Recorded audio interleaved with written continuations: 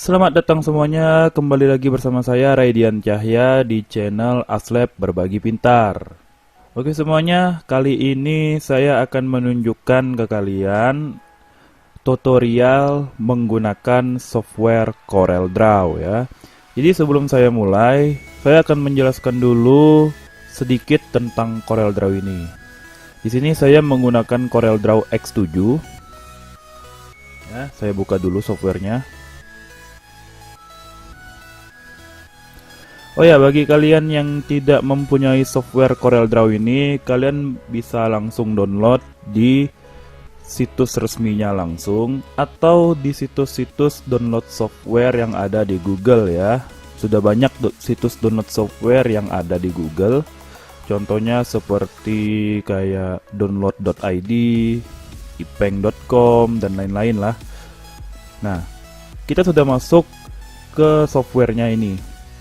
Di sini ada new document, new from template, open recent, dan open other. Baiklah, software CorelDRAW ini digunakan untuk mendesain ya. Dia hampir sama dengan Adobe Illustrator, Adobe Photoshop, dan aplikasi desain lainnya. Tetapi bedanya, CorelDRAW ini dia manual ya. Jadi benar-benar dari awal. Kita harus mendesain dari awal. Jika kita ingin mendesain brosur, kita harus mendesain dari awal. Backgroundnya bagaimana, terus corak backgroundnya itu bagaimana, corak brosurnya itu bagaimana. Jadi memang harus dari awal. Tidak seperti Adobe Illustrator yang memang dia sudah punya template untuk misalnya poster, brosur, dan spanduk. Jadi sudah ada templatenya. Tapi CorelDRAW ini kita harus mendesainnya dari awal. Nah terus CorelDRAW biasa juga digunakan untuk membuat karakter 2 dimensi ya. Bagi kalian yang tahu dengan fan art, anime dan lain-lain, nah biasanya mereka menggunakan CorelDRAW. Oke, langsung aja kita mulai. Di sini terdapat new document. Jika ingin membuat dokumen baru, silakan aja klik new document di sini. Jika ingin membuka dokumen yang lama, bisa buka open recent ini. Di sini terdapat 3 dokumen lama saya ya. Terus di sini adalah open other. Jika ingin membuka dokumen yang lainnya selain yang ada di open recent ini. Kita akan langsung ke new dokumen aja. Nah, di sini terdapat banyak settingan untuk membuat dokumen baru. Yang hanya perlu kita atur itu adalah settingan yang ada di sini. Untuk yang ada di sini dan yang di sini itu tidak perlu kita setting. Yang pertama adalah memberi nama pada dokumen. Kita beri nama example aja. Oke. Terus ini preset destination. Ya. Jika ingin untuk web bisa pilih web. Atau default RGB, default CMYK bisa pilih di sini. Tetapi saya di sini pilihnya custom. Ya, ini untuk ukurannya ada banyak ya. Dari web banner, leaderboard, medium, Japanese post. Bahkan di sini juga ada kertas A4, A3, A5 ya. Tetapi kita akan menggunakan custom kali ini. Untuk menggunakan custom, kita akan mengaturnya di sini. Ukurannya. Di sini saya akan beri ukurannya itu 1280. Untuk lebarnya itu 1280 pixel ya, karena di sini satuannya pixel. Jika ingin mengubah ke satuan yang lain, bisa pilih aja di sini. Terus tingginya 720. Oke. Nah, ini number of page-nya. Ada berapa halaman nantinya? Bisa 2 halaman atau 1 halaman di sini atau lebih ya. Nah, di sini saya menggunakan 1 halaman. Oke, ini adalah primary color mode. Warna apa yang akan kita gunakan untuk menggambar atau mendesain nanti? Di sini saya menggunakan RGB, kepanjangan dari red, green, blue. atau yang dikenal sebagai warna asli. Ya. CMYK ini adalah warna, C ini adalah cyan, M magenta, Y yellow, terus K ini adalah kuning. Bisa dibilang ini sih bukan warna asli. Bedanya jika kita membuat warna hitam, hitam CMYK dengan RGB ini sangat berbeda.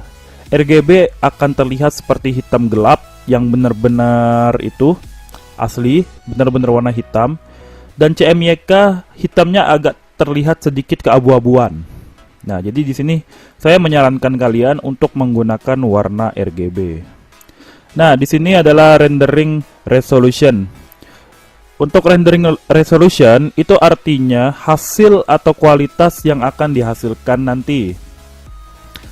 Saya sarankan untuk menggunakan resolusi 300 agar hasilnya nanti maksimal.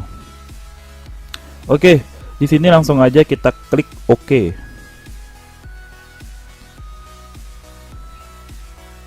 Nah, kita sudah masuk ke halaman desainnya ya.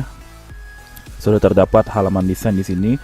Untuk CorelDRAW, saya akan memberitahu kalian, jika kalian mendesain lebih dari template yang sudah kita setting ini ya, dokumennya yang sudah kita setting, itu dia akan mengikuti gambar yang melebihi ini, melebihi template ini.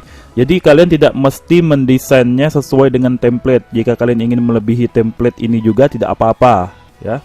Tetapi di sini kita akan mendesain sesuai dengan templatenya.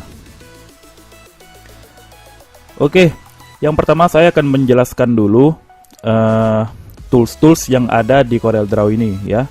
Tapi yang akan saya jelaskan itu tools yang paling sering digunakan di CorelDRAW ini. Oke, yang pertama itu adalah ini Pick Tool. Pick Tool ini untuk memindahkan item. Contohnya saya akan buat persegi 4 di sini, satu ya. Terus di sini jika belum terseleksi, kita menggunakan Pick Tool untuk menseleksinya dan untuk memindahkannya ya. Nah, terus jika kita tekan sekali lagi Pick Tool-nya di tengah-tengah ini, dia akan berubah. Di sini kita bisa mengatur rotasinya, terus mau kayak gimana tingginya, misalnya kayak gini bentuknya. Nah, lalu jika kita tekan lagi di sini, dia akan berubah lagi. Akan berubah untuk mengatur panjang lebarnya, tingginya, ya. Jika tidak bisa menseleksi seperti ini, silakan blok saja jika ingin menseleksi lebih dari satu item. Blok saja seperti ini. Nah, dia akan terseleksi nantinya.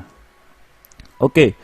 Yang kedua adalah Shape Tool. Shape Tool ini digunakan untuk membentuk vektor atau garis. Contohnya saya akan membuat satu garis di sini. Ya, sudah menjadi satu garis di sini. Saya akan menggunakan Shape Tool untuk membentuk garis ini menjadi melengkung. Kita klik saja sembarangan di sini ya. Ntar dia ada muncul bintang di sini, lalu pilih di sini.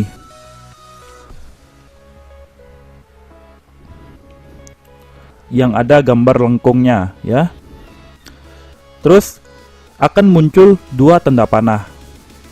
Ke sini dan ke sini. Tinggal kita tarik saja tanda panah ini ke bawah. Nah, dia sudah melengkung. Yang ini ke atas. Nah, garis yang lurus tadi sudah melengkung. Lalu bagaimana untuk mengembalikannya menjadi lurus lagi?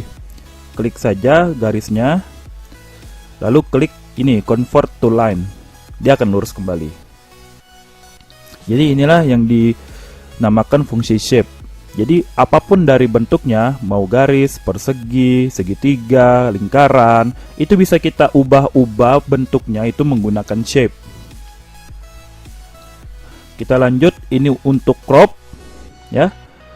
Crop ini biasa digunakan untuk memotong ya. Contohnya saya akan import sebuah gambar ke CorelDRAW. Cara import sebuah gambar di CorelDRAW itu bisa melalui file, terus klik import, atau langsung tekan tombol CTRL+I.